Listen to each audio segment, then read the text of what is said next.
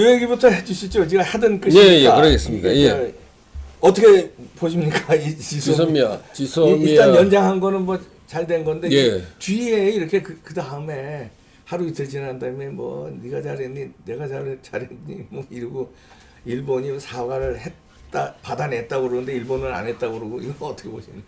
서로 면피하기 위해서 예, 그렇죠. 정치적으로 이용하기 위해서 그렇죠. 예. 주장하는 내용이라고 생각합니다. 예. 그래서 저 진실이 저게 나오겠습니까? 그럼요. 서로 주장만 나오고 끝이 날 그럴 얘기를 지금 하고 있다고 생각합니다.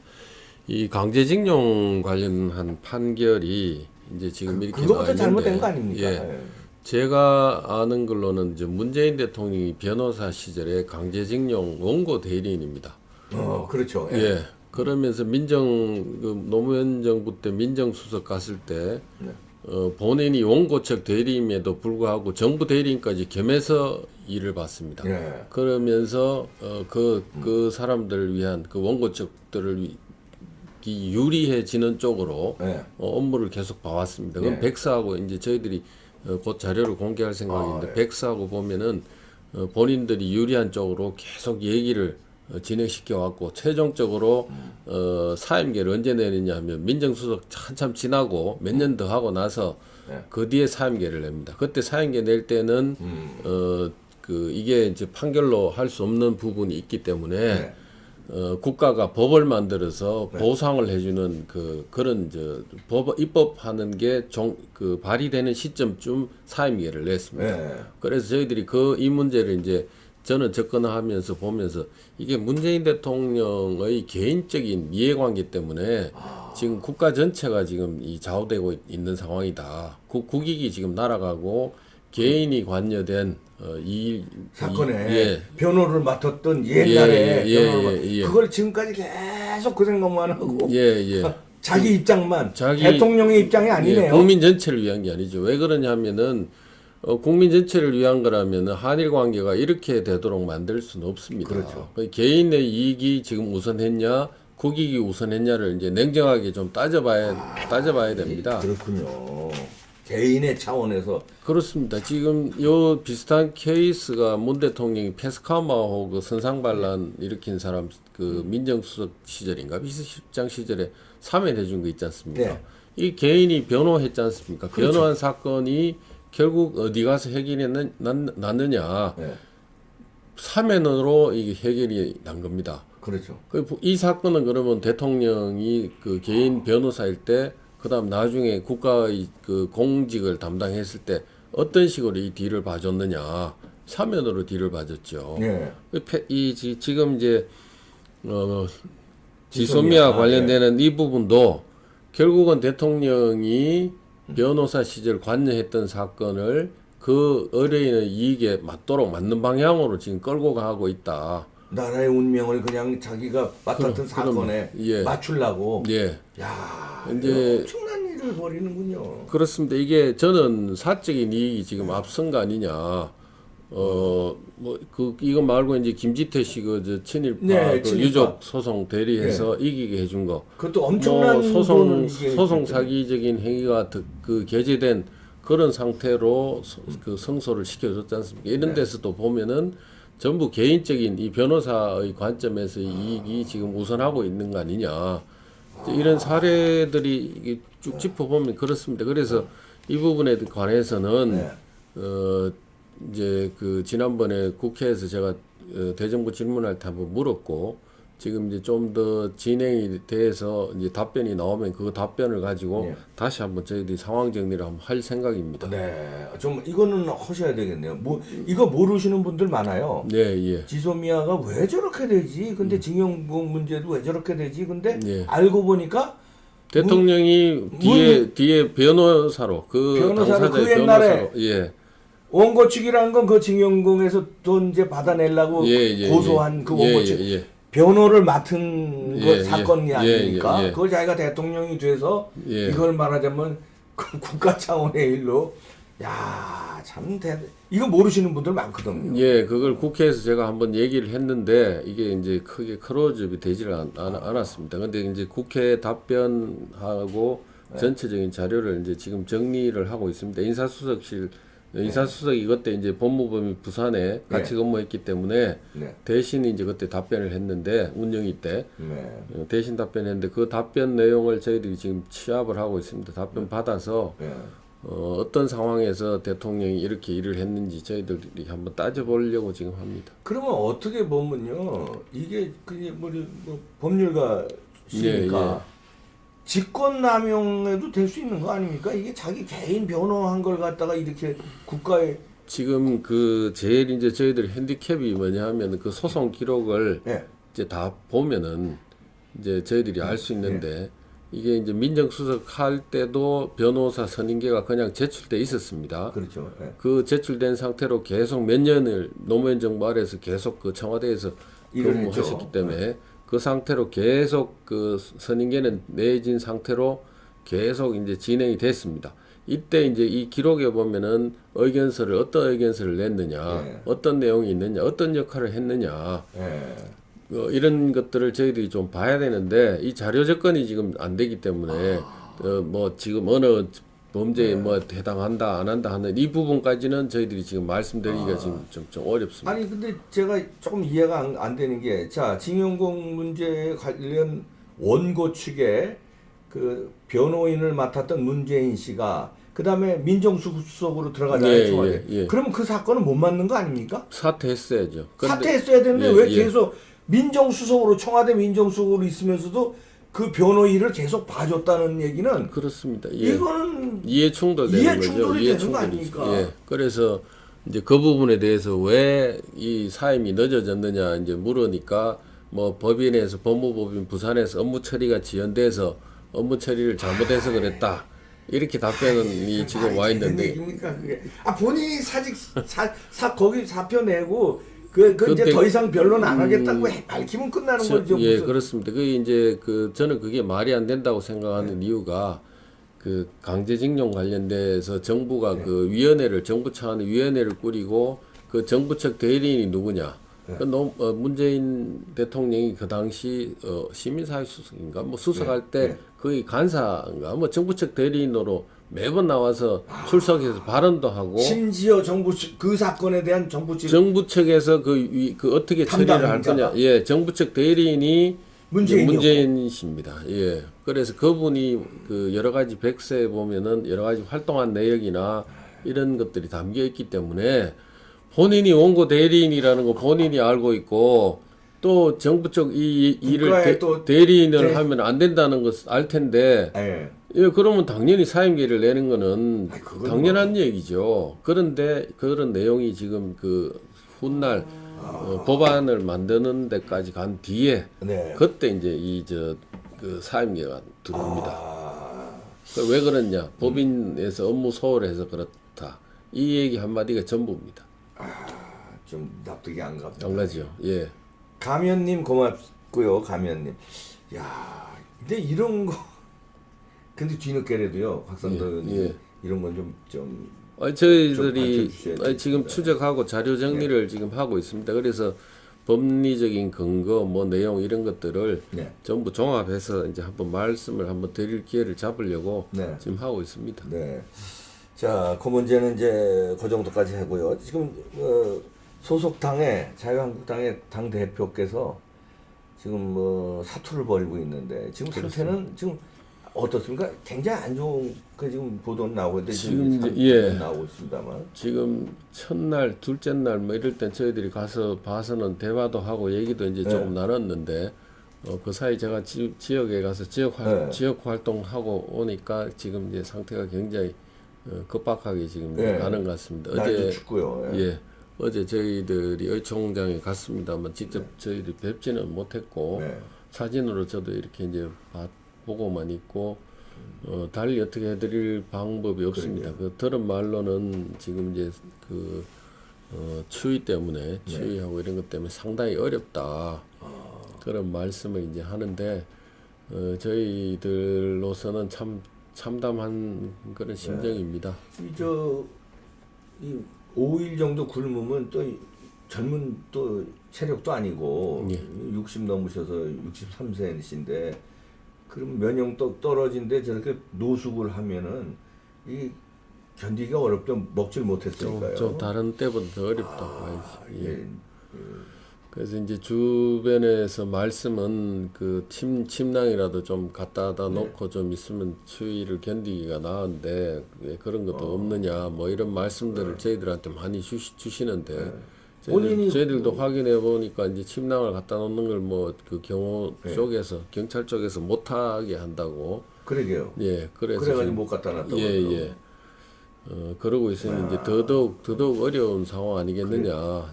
그건 짐작합니다. 근데 이제 오늘 뉴스 보니까 이낙연 총리도 가서 뭐 단식 좀 풀어달라. 예. 그런데 전혀 풀 의지가 없으신 것 같아요. 예, 아마 이제 시작할 때 지소미아도 지소미아지만은 또 이제 우리 당이 가지고 있는 선거법 관련된 문제, 예, 그다음에 공수처법 관련되는 문제까지 이제 같이 해결을 해야 된다고 이제 그렇게 이제 말씀을 이제 하고 시작하셨기 때문에 지금 이런 상황 아니겠냐. 근데 청와대에서 뭐 양보할까요? 청와대에서 양보를 안 할 거라고 다들 예상하고 짐작하고 있지 않습니까? 예, 저희들도 그러니까. 뭐 그러리라고 합니다만 이제 그걸 뚫어보겠다고 지금 이제 그러니까요. 하시면서 하시는 게 이제 지금 단식입니다. 10월 3일이 디데이인가요? 12월 3일. 예. 그때까지 버티실 수 있을까도 걱정이지만 그때는 어떻게 예상을 뭐 통과가 만약에 되면 이거 어떻게 되는 겁니까? 이제 저희들이 사실 숫자가 지금 모자라서 여러 뭐 그 여당하고 뭐 야사당이라고 그러는데 뭐 사실 여사당 아닙니까? 여당하고 2중대 3중대 2,3중대들이 모여서 지금 이제 자유한국당을 고사시키려는 그거죠. 방향으로 지금 이제 끌고 가고 있는 건데요. 저희들만 가지고 이렇게 해서 붙어 보니까 이제 힘이 좀 붙이는 건 뭐 솔직히 사실입니다. 그래서 그 상황을 타개하려고 우리 대표께서 이제 이런 결단을 내리신 거라고 저희들은 그렇게 생각합니다. 그런 요런 또 시나리오는 없을까요? 이제 예를 들어서 청와대 정부 여당에서는 2개 이제 남은 거 아니에요? 지소미아는 이제 연장했고 공수처와 선거법인데 둘 중에 하나는 우리가 양보할 테니 단식을 풀어달라. 이런 쪽이 만약에 딜이 들어오면 합의하시겠습니까? 황교안 대표가 어떻게 보십니까? 황 대표 단식은 단식대로 저는 끝까지 갈 거라고 끝까지 갈 거라고 저는 생각합니다. 예, 어느 쪽을 뭐 이걸 받아들이고 뭐 하는 이런 문제는 아니지 않겠느냐. 끝까지 2개 다. 애초에 단식 명분 걸었던 거 그대로요. 그 나경원 대표가 이제 미국에 사실 이제 여당 원내 대표하고 오신환 바른미래당 대표하고 이렇게 같이 갔지 않습니까? 거기는 같이 가면은 계속 이 내용 가지고 이제 서로 간에 얘기를 계속 오랫동안 길게 할 수 있는 그런 기회가 있는 자리니까요. 그때 이제 상당한 얘기들이 뭐 오고 갔으리라고 생각하는데 갔다 와서도 지금 아무런 서로 간에 뭐 어떤 내용으로 합의가 안 됐다는 얘기. 안 됐다는 거 봐야죠. 안 됐다고 봐야죠. 그런 상태이기 때문에 이게 이제 단기간에 정리되기는 어렵지 않겠느냐. 그러면 최악의 상황을 맞을 수도 있겠네요. 이제 건강이 악화돼서 병원에 이제 링겔을 맞으면서 실려가고 최악의 상황에는 진짜 큰일이 날 수도 있지 않겠습니까? 고집을 안 꺾으실 텐데 지금 청와대도 고집을 안 꺾고 그러면 지금 현재는 뭐 고집 안 꺾고 계신다고 하더라고요. 그런데 뭐 사실 대통령이 뭐 외국 정상들 만나러 간다고 뭐 부산도 가고 뭐 합니다만 바로 앞에 있는데도 그러게요. 뭐 야당 대표도 못 만날 정도면은 이거 뭐 한 100m 걸어 나오시면 그렇습니다. 만나서 아이고 손이라도 잡아주면서 내가 한번 검토 한번 해보겠습니다. 좀 좋은 방향으로 검토할 테니 이 추운 데는 좀 들어가시죠. 이렇게 그 모습만 보여줘도 좀 누그러지잖아요. 거기를 안 나오네요. 바로 그 앞인데. 그래서 그것도 이제 비난을 회피하려고 총리만 이렇게 한번 보내서 간 보는 거 아니겠습니까? 그렇죠. 총리만 보내서 한번 이렇게 이제 뭐 상황 누그러뜨려 보려고 이제 시도하고 뭐 그런 거라고 지금 보고 있습니다. 이제 선거법이 이제 코앞으로 다가왔지 않습니까? 예. 그러면 뭐 요즘 우후죽순처럼 당이 뭐, 생기더라고요. 예, 그렇습니다. 그건 예. 새로 선거법이 바뀌면 예. 여기서 이제 한석이라도 얻으려고 뭐 계속 창당하던데요. 예, 그렇습니다. 이렇게 되면 한국당으로서는 좀 불리한 거 아니 어떻게 보십니까?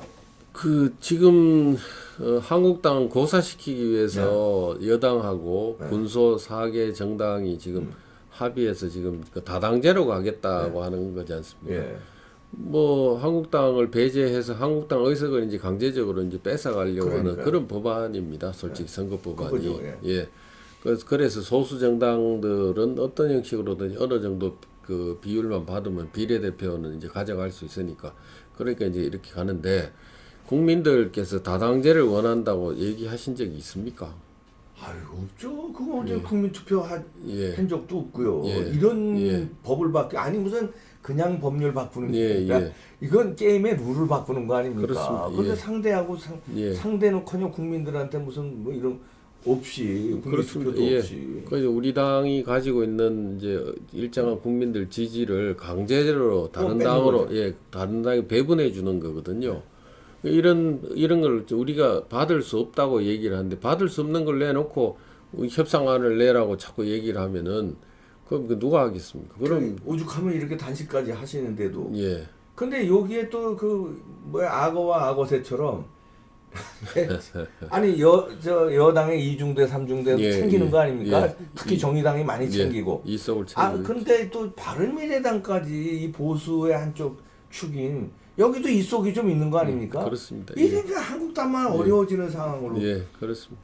지금 다 국민의당에서 출발했던 그 부분이 사실은 이제 그 상당수가 비례대표로 들어오신 분들이고 그분들이 지금 뭐 평화당도 돼 있고 뭐 대한신당도 돼 있고 바른미래당에 일부 남아 있고 또 바른미래당에 또 반대파들이 있고 뭐 지금 이렇게 다 나눠져 있지 않습니까? 지금 그리고 또 무슨 당을 또 만든다면서요? 유승민 씨가. 그러니까 이제 그렇게 해서 당을 만들면은 지금 연동형 비례제로 가면은 본인들이 살 수 있는 여지가 의석수 확보할 수 있는 여지가 이제 생길 수 있다. 그러니까요. 그렇게 해서 지금 이렇게 가는 거죠. 그러면 정부 여당에서는 포기 안 하겠네요. 그렇게 2중대, 3중대들이 있기 때문에. 이제 결국은 국민들이 안 된다고 이제 뭐 국민들께서 분명히 선을 이제 그어 주셔야죠. 저희들이 막을 수 있는 데까지는 지금 황교안 대표의 단식도 이제 그런 처절한 몸부림이고 또 저희들 의원들도 각자 또 그렇게 그에 맞도록 만들어내야 된다고 생각합니다. 그 전망은 지금 한국당에서는 뭐 어떻게 예를 들어서 연동형 비례대 12월 3일 날 무슨 작전이 있습니까? 막을 자신이 있습니까? 아니면 이거 뭐 속수무책입니까? 다양한 방안을 이제 저희들도 이제 얘기를 하고 있습니다. 이제 이게 그 수정안을 이제 그 지금 또 내겠다고 지금 하지 않습니까? 선거법 관련해서 수정안을 내겠다고 하는데 저희 수정안을 내용도 지금 모르는데 뭐 상식 어떻게 수정한다는 거예요? 뭐 의석수를 뭐 얼마 또 지역구를 좀 늘려서 뭐 한다 뭐 이런 얘기도 지금 나오고 그러니까 저희들로서는 이 도대체 이 어떤 걸 가지고 하겠다는 건지조차도 지금 불분명하니까 참 어떻게 대응해야 될지 이제 답을 내기가 어렵습니다. 어느 안을 가지고 하겠다는 건지를 그 얘기를 안 해주니까 뭐 그 여당 의원들 중에 뭐 일부 뭐 동의하지 않는 사람도 있을 것이라고 했습니다만 어느 안을 가지고 하는지를 알아야 저희들이 뭐 물어라도 보든지 얘기를 해보든지 하는데 지금 여당 쪽에서 나오는 것도 보면은 뭐 220석 플러스 알파 뭐 이런 얘기도 나오고 뭐 250석까지 지역권 하느니 이런 얘기도 지금 있지 않습니까? 그래서 어느 쪽을 하겠다는 건지를 국민들한테 제시한 적도 없습니다. 지금 현재. 제시하면 또 반대들이 많아지니까 이게 또 물타기가 되니까 제시 안 하고 이렇게 그냥 수정안이 있다 이렇게 흘리면서 살짝 안심시키고 자기네들 본안대로 밀어붙이려고 하는 거겠죠. 그럴 수도 있습니다. 아니면 조금 정도 양보해가지고 뭐 이렇게. 이제 그 본래 이제 패스트 트랙에 올린 안이면은 그 안이 그냥 그대로 그 안이 그냥 그대로 와야 되는 겁니다. 이게 네. 패스트 트랙에 올라온 안은 이제 패스트 트랙 상정하는 게 5분의 3 동의를 받아서 이제 상정하도록 돼 있지 않습니까? 그래서 5분의 3이 동의하는 그 안, 이건 뭐 상당히 60%가 찬성한 안이니까 이게 좀 빨리 가서 이제 본회의까지 이제 그 시간을 이제 확보해서 가보자 하는 게 되는데 이 수정안은 60%를 받아본 적이 없는 안입니다. 이 수정안을 가지고 만약에 그 다시 되돌아가서 이거 패스트 트랙 상정하는데 동의하느냐고 이제 수정안을 가지고 했을 때 5분의 3이 된다 안 된다 누가 장담할 수 있습니까? 그러네요. 예. 그러니까 자기네들 마음대로 지금 하는 겁니다. 여당 마음대로 이게 저 과거에는 그 안이 하나 만들어지면 그 안이 상임위에서 논의를 거치고 뭐 그런 다음에 이제 법사위 뭐 가서 조금 정리하고 그러고 나서 본회의에 올라오니까 어느 정도 어떤 내용이다 어떤 게 고쳐졌다 하는 게 다 나옵니다만 이 패스트 트랙 안은 아무것도 없습니다. 갑자기 뭐 안 하나가 이제 그 뭐 공수처법 같은 경우는 뭐 그 법안 소위 검경 소위에서 아예 논의 자체가 된 적도 없는 안이 지금 뭐 와 있는 거고 그 안이 그대로 와서 본회의 지금 이제 그냥 올라오는 겁니다. 자, 근데 이런 상황 총선 얼마 안 두고 서로들 이제 국민들은 그거거든요. 이제 책임 있는 탄핵에 책임 있는 분들이 유승민 포함해서 김무성 씨도 얘기가 나오고 그래서 백의종군 해주면 보수 단합도 잘 되고 문재인 정권 심판한다 그러는데 다 뭐 불출마하겠다고 그러고서 슬쩍 또 무슨 다시 출마한다는 소리 나오는 의원들도 한두 분 계시고 이 와중에 곽상도 의원께서 이제 백의종군을 선언하셨어요. 그 뜻은 뭡니까? 자세히 모르시는 분들 계세요. 그러니까 당이 원하면 출마 안 하겠다 이번에 밝히신 거 아닙니까? 그렇습니다. 예, 그 가장 원론적인 얘기입니다. 제가 이제 당에서 뭐 거추장스러운 상황이 되거나 저도 뭐 여러 가지 책임에서 자유롭지 않다는 부분도 물론 있습니다. 이제 그런 것들 때문에 이게 문제가 되면은 저도 얼마든지 받아들이겠다. 다른 분들도 다 받아들여야 되지 않겠느냐. 그러니까 알고 여기서 이제 총선 전략이라든지 당의 방침이라든지 공천이라든지 이런 거에 대해서 시비 걸지 말고 그냥 단합해서 당이 결정하는 대로 따르자 이런 그렇습니다. 이제 더 그 국민들이 지금 그 원하는 상당수의 목소리가 야당이 좀 야당답게 좀 단합해서 잘해보라는 거 아닙니까? 그러면은 우리 당이 총선 때까지 국민들 그 눈높이에 맞는 이런 이런 당이 그렇게 체제가 되고 정비가 되고 만들어져야 되는 겁니다. 보수나 뭐 야당이나 간에 이게 단합이 돼서 하나의 목소리가 나오고 그런 그 뭐 당의 모습이 만들어져야 총선에서 저희들이 이길 수 있지 않겠습니까? 그래서 그러려면은 지금 뭐 여러 가지 뭐 얘기들이 나옵니다만 어떤 형태로든지 간에 좀 정리정비된 얘기가 나오고 정비하겠다는 안이 맞으면은 우리가 그 안대로 좀 따라가서 그래 가주면 좋겠다. 이제 그런 생각을 하고 있습니다. 그래서 제가 뭐 그러고 난 뒤에 우리 재선 의원들 한 30분 정도도 당이 결정하는 대로 따라 승복하겠다고 얼마 전에 선언을 하셨지 않습니까? 그래서 초선 의원들도 아마 처음 이제 예전에 얘기하셨던 부분이 이런 내용들도 있는 걸로 알고 있습니다. 그래서 개별 뭐 서명 작업도 하지 않겠느냐. 뭐 그 서명 작업 좋네요. 그래서 현역 의원들 전부 서명을 해서 우리가 당의 방침에 따르겠다. 절체절명의 위기 아닙니까? 우리는 어떻든 우리 나가지 말라 그러면 나가지 말 것이요. 뭐 경선하라면 결정할 당이 정하는 대로 따르겠다고 다 이렇게 사인을 해서 이거 그렇게 하면은 국민과의 약속을 하면 좋을 것 같아요. 50% 컷오프 시킨다는 거 아닙니까? 뭐 최대하면은 그 정도까지 갈 수 있다고 지금 그렇게 여기에 지금 보더라고요. 반발이 그렇게 많이 나오지 않는 것 같은데 한국당에서 역시 황교안 대표 단식이 좀 주요했나요? 지금은 당에서 아직 그런 얘기를 하기가 조금 어렵죠. 조금 이릅니다. 예, 그 12월 3일 저 패스트 그거 지나서 법이 정리되고 하면 이제 본격적으로 당이 정비해야 되는 이제 시기가 이제 오지 않습니까? 네. 그 시기가 오면은 네. 뭐 이런저런 얘기들도 좀 더 나올 수도 있을 거다. 네. 이렇게 보고 있습니다. 네. 그 잡음없이 50% 컷오프 나중에 12월 3일 이후에 잘 될까요? 또 잡음 다섯 놈은 다섯 조금은- 잡음은 있다고 이제 있을 거라고 생각합니다. 그렇지만은 이제는 문재인 정부가 이대로 가도록 내버려 두면은 네. 우리 경제 다 말아먹죠. 그럼요. 안보 이거 지금 이렇게 가도 되느냐 모든 분이 걱정하지 않습니까? 네. 또 자기네들끼리 그 해먹는 부정부패가 지금 뭐 여기저기 지금 네. 응? 막 튀어 나오지 않습니까? 그렇죠. 지금 예. 뭐 내로남불이라고 해서 뭐 갖가지 것들 나오고 이런 것들이 계속 진행이 되도록 그럼 내버려 둬도 되겠느냐? 이게 이제 중지되고 그만되도록 네. 만드는데 전부 모두가 이제 힘을 합쳐야 될 때 아니겠느냐? 예, 그렇게 생각합니다. 김세현 의원 그 불출마하면서 한국당 좀비라고 그러고 그런 건 어떻게 생각하세요? 좀 과하다고 생각합니다. 네. 뭐 일부 이제 개선하고 저희들이 이제 부족한 부분들이 있고 투쟁력이 약하고 뭐 하는 이런 부분들은 뭐 있다고 생각합니다. 근데 그걸 뭐 그렇다고 해서 동료 의원들을 다 좀비라고 얘기하고 할 수 있느냐? 본인이 지금 이제 저 여의도 연구원장 맡아서 계속하겠다고 하는 게 그게 좀비 아니냐?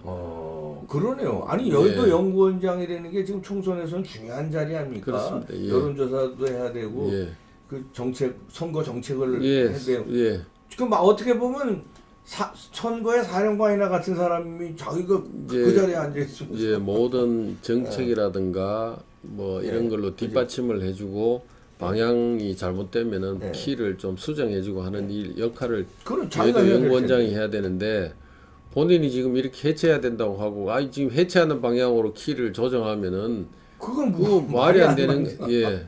그래서 이게 잘못된 거라고 저희들이 이제 얘기를 아니 무슨 합니다. 파산 관제인처럼 파산하는 거 뭐 맡으면서 그럼 회사 다시 설립하자고 하는 건 말이 안 되잖아요. 네. 그래서 해체하자고 해체해야 될 땅이라고 얘기하고 해체 쪽으로 키를 조정하고 하려고 하는 거 아니겠냐. 그렇죠. 저희들 그런 의심을 이제 하고 있죠. 의심이 가죠. 예, 예.